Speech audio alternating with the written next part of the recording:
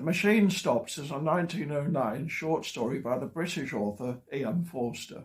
It's often considered one of the greatest science fiction tales of all time, but also one of the most prescient.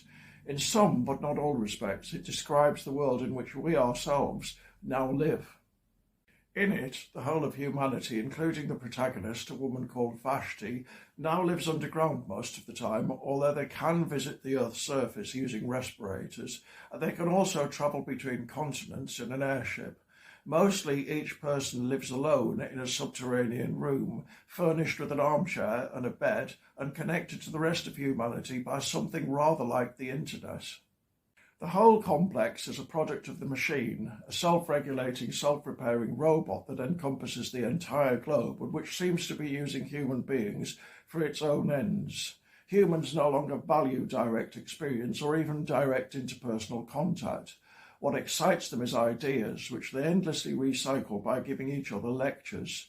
Sometimes when one of her own lectures goes wrong, Vashti contemplates euthanasia, which is how people die in this world.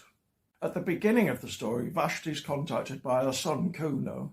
Kuno wants to meet her face-to-face, a request which she finds more or less incomprehensible. Very reluctantly, she travels by airship to meet him. When she arrives, he tells her he managed to find an escape route from the Machine and get to the surface, but the Machine's mending apparatus brought him back by force. Now he's threatened with homelessness, that is, being ejected from the Machine, a fate which probably means death. Horrified, Vashti turns her back on him. Years pass before she hears from him again. This time, it's with the prediction that the Machine is breaking down.